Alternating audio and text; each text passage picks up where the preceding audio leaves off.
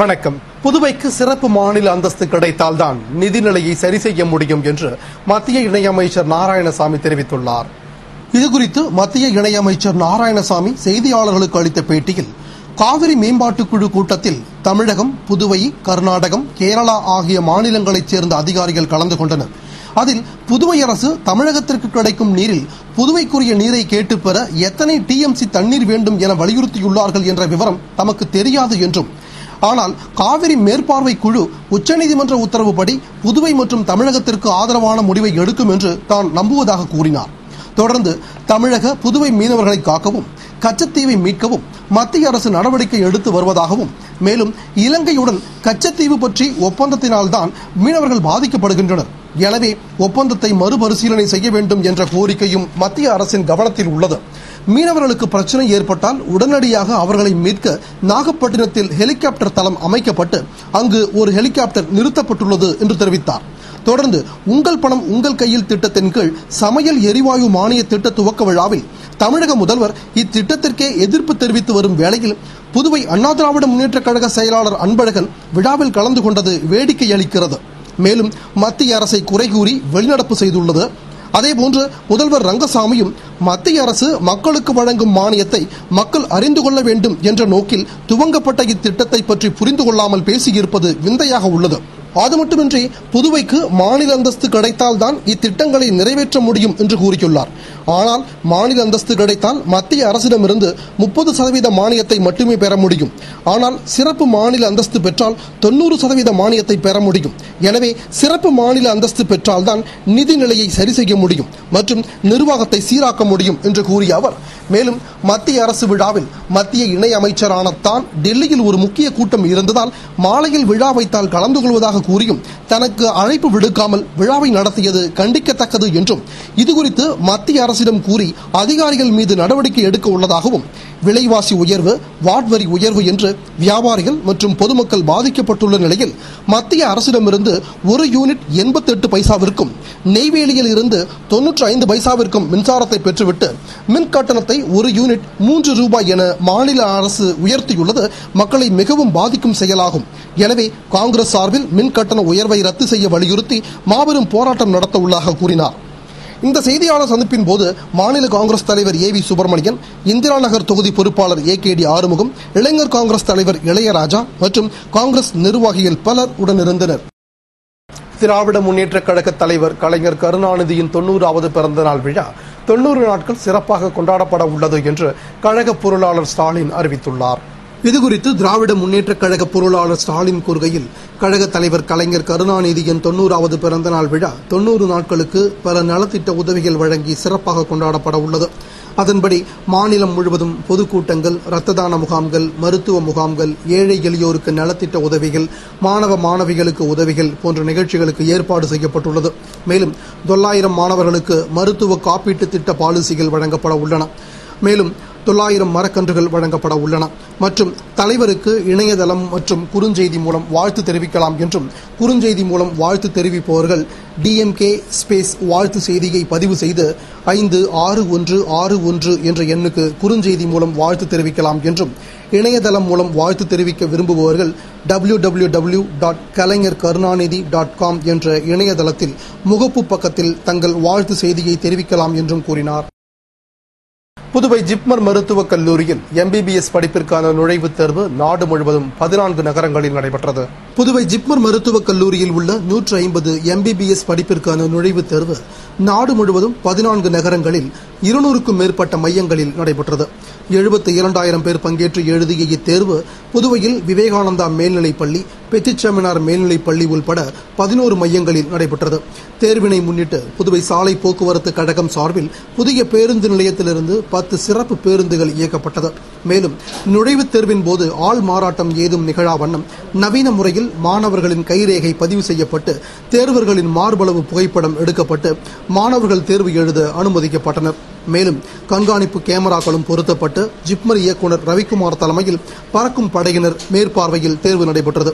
புதுவையில் 8240 மாணவர்கள் பங்கேற்று ஆர்வமுடன் தேர்வு எழுதினர்.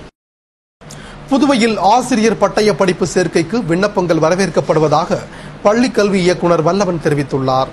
இதுகுறித்து புதுவை பள்ளிக் கல்வி இயக்குநர் வல்லவன் வெளியிட்டுள்ள அறிக்கையில், புதுவை அரசு கல்வித்துறையில் பள்ளிக் கல்வி இயக்ககத்தின் கீழ் இயங்கி வரும் புதுவை மாவட்ட ஆசிரியர் கல்வி பயிற்சி நிறுவனத்தில் 2013-2014 கல்வியாண்டிற்கான 2 ஆண்டுகள் ஆசிரியர் பட்டய படிப்பு சேர்க்கைக்கு புதுவை மாநில மாணவ மாணவிகளிடமிருந்து விண்ணப்பங்கள் வரவேற்கப்படுவதாக தெரிவித்துள்ளார்.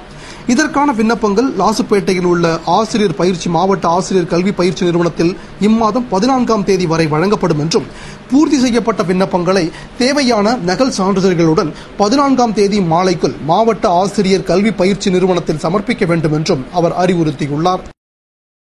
மத்திய இணையமைச்சர் நாராயணசாமியின் பிறந்த நாளை முன்னிட்டு காங்கிரஸ் பிரமுகர்கள் மற்றும் முக்கிய பிரமுகர்கள் நேரில் சென்று அவருக்கு வாழ்த்து தெரிவித்தனர்.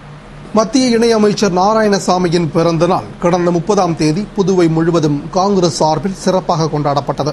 ஆனால் மத்திய இணையமைச்சர் நாராயணசாமி பிறந்த நாளன்று புதுவையில் இல்லாத காரணத்தால் அவர் புதுவை திரும்பியதும் மாநில காங்கிரஸ் தலைவர் ஏ வி சுப்பிரமணியன், எதிர்க்கட்சித் தலைவர் வைத்தியலிங்கம் உள்ளிட்ட காங்கிரஸ் நிர்வாகிகள் நேரில் சென்று பொன்னாடை அணிவித்து கௌரவித்து வாழ்த்து தெரிவித்தனர். அதனைத் தொடர்ந்து இந்திரா நகர் தொகுதி காங்கிரஸ் பொறுப்பாளர் ஏகேடி ஆறுமுகம் தலைமையில் தொகுதி நிர்வாகிகள், நெட்டப்பாக்கம் வட்டார காங்கிரஸ் தலைவர் அழகானந்தம் மற்றும் நிர்வாகிகள், வர்த்தக சபை தலைவர் செண்பகராஜன் மற்றும் ஆனந்தன், பணி நீக்கம் செய்யப்பட்ட அரசு ஊழியர்கள் சங்கத்தினர் உள்பட ஏராளமானோர் மத்திய இணை அமைச்சரை நேரில் சந்தித்து வாழ்த்து தெரிவித்தனர். புதுவை அரசு பொது மருத்துவமனையில் செவிலிய ஆராய்ச்சி சார்ந்த மருத்துவ சேவை என்ற தலைப்பில் தொடர் மருத்துவ கல்வி கருத்தரங்கு நடைபெற்றது. புதுவை இந்திரா காந்தி அரசு பொது மருத்துவமனையில் செவிலிய ஆராய்ச்சி சார்ந்த மருத்துவ சேவை என்ற தலைப்பில் தொடர் மருத்துவ கல்வி கருத்தரங்கு நடைபெற்றது. பயிற்சி இயக்குநர் ரங்கநாத் தலைமையில் நடைபெற்ற நிகழ்ச்சியில் செவிலியர் தமையேந்தி வரவேற்று பேசிட, சிறப்பு பேச்சாளராக மதர் தெரேசா பட்ட மேற்படிப்பு மைய பேராசிரியர் பெலிசியா சித்ரா பங்கேற்று மருத்துவ சேவைக்கும் செவிலிய ஆராய்ச்சிக்கும் இடையே உள்ள முரண்பாட்டை குறைக்க செவிலிய ஆராய்ச்சி சார்ந்த மருத்துவ சேவை மிகவும் உதவியாக உள்ளது என்றும், இதன் மூலம் சிறந்த ஆராய்ச்சி சார்ந்த தகவல்களை திரட்டி ஆராய்ந்து ஒருங்கிணைந்து உலகத்தரமான சேவைகளை அளிக்க முடியும். எனவே செவிலியர்கள் செவிலிய ஆராய்ச்சியின் முக்கியத்துவத்தையும் அதனை சரியாக அணுகி மருத்துவ சேவையை அளிக்க முன்வர வேண்டும் என்று பேசினார். இந்நிறைவில் செவிலியர் லாவண்யா நன்றி கூறிய நிகழ்ச்சியில் அரசு பொது மருத்துவமனையின் செவிலியர் கண்காணிப்பாளர்கள், தலைமை செவிலியர்கள் மற்றும் செவிலிய மாணவ மாணவிகள் கலந்து கொண்டனர். புதுவையில் மீன்பிடி தடை காலம் முடிந்து கடலுக்கு சென்ற மீனவர்களுக்கு அதிக அளவில் மீன்கள் கிடைத்ததால் மகிழ்ச்சி அடைந்துள்ளனர். புதுவையில் 45 நாள் மீன்பிடி தடை காலம் முடிந்து கடந்த 30ஆம் தேதி அதிகாலை மீனவர்கள் மீன்பிடிக்க சுமார் 50க்கும் மேற்பட்ட விசைப்படகுகளில் கடலுக்கு சென்றனர். கடலில் நல்ல சீதோஷ்ண நிலை இருந்ததால் வலையில் மத்தி மற்றும் பன்னா மீன்கள் அதிக அளவில் சிக்கியது. குறிப்பாக ஒரு பெரிய படகுக்கு 10 டன் அளவுக்கு மீன்கள் கிடைத்துள்ளது. மேலும் ஆழ்கடலுக்கு சென்ற படகுகள் துறைமுகத்திற்கு வந்ததும் அங்கு வந்த மீன்களை கேரளா, தமிழக வியாபாரிகள் போட்டி போட்டுக் கொண்டு வாங்கிச் சென்றனர். இதனால் மீனவர்கள் மிகவும் மகிழ்ச்சி அடைந்தனர். இதுகுறித்து மீனவர்கள் கூறுகையில், மீன்பிடி தடை காலம் முடிந்து மீன்பிடிக்க கடலுக்கு சென்றதும் தற்போதுள்ள காற்று மற்றும் நீரோட்டத்தால் மத்தி மீன்கள் மற்றும் பன்னா மீன்கள் அதிக அளவில் கிடைத்துள்ளது மகிழ்ச்சியை ஏற்படுத்தியுள்ளது. இன்னும் 2 மாதத்தில் சீதோஷ நிலையும் மாறி வஞ்சரம், பாறை மற்றும் இறால் மீன்கள் கிடைக்கும் என்று அவர்கள் கூறினர். இந்திரா நகர் தொகுதியில் அடிப்படை வசதிகளை செய்து தரக் கோரி மாபெரும் போராட்டம் நடத்த வேண்டும் என்று வட்டார காங்கிரஸ் நிர்வாகிகள் கூட்டத்தில் தீர்மானிக்கப்பட்டது. புதுவை இந்திரா நகர் தொகுதி வட்டார காங்கிரஸ் நிர்வாகிகள் கூட்டம் தொகுதி காங்கிரஸ் பொறுப்பாளர் ஏகேடி ஆறுமுகம் அலுவலகத்தில் வட்டார காங்கிரஸ் தலைவர் தலைமையில் இந்திரா நகர் தொகுதி காங்கிரஸ் பொறுப்பாளர் ஏகேடி ஆறுமுகம் முன்னிலையில் நடைபெற்றது. கூட்டத்தில் சிறப்பு விருந்தினராக மாநில காங்கிரஸ் தலைவர் ஏ வி சுப்பிரமணியன் கலந்து கொண்டு சிறப்புரையாற்றினார். கூட்டத்தில் இந்திரா நகர் தொகுதியில் அடிப்படை வசதிகள் இன்றி மக்கள் மிகவும் சிரமப்படுவதால் குடிநீர், மின்சாரம் போன்ற அடிப்படை வசதிகள் தங்குதடையின்றி கிடைக்க வேண்டும், மேலும் மின் கட்டண உயர்வை ரத்து செய்ய வேண்டும் என்றும் கோரிக்கைகளை வலியுறுத்தி சம்பந்தப்பட்ட அலுவலகம் முன்பு போராட்டம் நடத்துவது, கோரிக்கைகளை நிறைவேற்றாவிட்டால் மக்களை ஒன்று திரட்டி மாபெரும் போராட்டம் நடத்துவது என்று தீர்மானிக்கப்பட்டது. கூட்டத்தில் தொகுதி வட்டார காங்கிரஸ் நிர்வாகிகள், தொகுதி காங்கிரஸ் நிர்வாகிகள், உறுப்பினர்கள், தொண்டர்கள் என ஏராளமானோர் பங்கேற்றனர். மீன்பிடி தடை காலத்தில் ஏரி மீன்களை வாங்கி உட்கொண்ட புதுவை மக்கள் தொடர்ந்து அதனை விரும்பி வாங்கிச் செல்கின்றனர். புதுவையில் கடல் மீன்கள் இறைச்சி அங்காடிகளில் விற்கப்படுவதோடு வீதிகளிலும் விற்கப்படுகிறது. இது ஒருபுறம் இருக்க, அதிக எடையில் காணப்படும் விரால் போன்ற பல வகை ஏரி மீன்களும் வார விடுமுறை நாட்களில் ஆங்காங்கே கிலோ எடையில் விற்கப்பட்டு வருகிறது. இந்நிலையில் கடந்த மாதம் வரை 45 நாட்கள் மீன்பிடி தடை காலம் அமலில் இருந்ததால் கடல் மீன்களின் வரத்து முற்றிலும் குறைந்தது. இதையடுத்து கேரள மாநிலத்திலிருந்து மீன்கள் இறக்குமதி செய்யப்பட்டதால் விலை அதிகமாக காணப்பட்டது. இதனால் புதுவையில் ஏரி மீன்களின் விற்பனை அதிகரித்தது.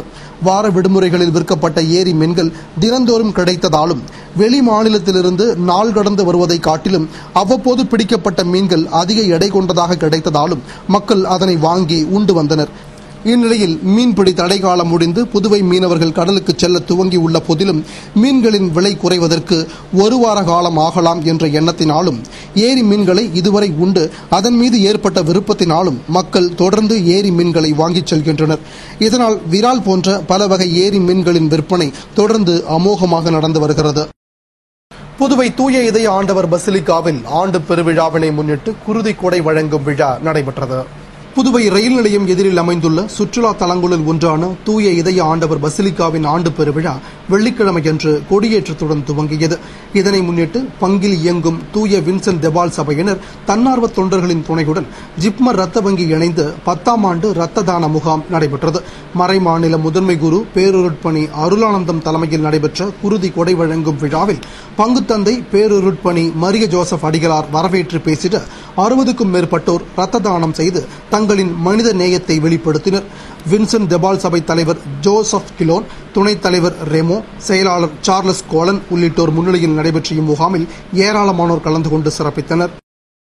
புதுவை வில்லியனூரில் உச்சநீதிமன்ற உத்தரவுப்படி கருப்பு நிற ஸ்டிக்கரை அகற்றாத வாகனங்களுக்கு காவல்துறையினர் அபராதம் விதித்தனர். புதுவையில் வாகனங்களில் உள்ள கருப்பு நிற ஸ்டிக்கரை உச்சநீதிமன்ற உத்தரவுப்படி அகற்ற வேண்டும் என்று காவல்துறையினர் எச்சரிக்கை விடுத்திருந்தனர்.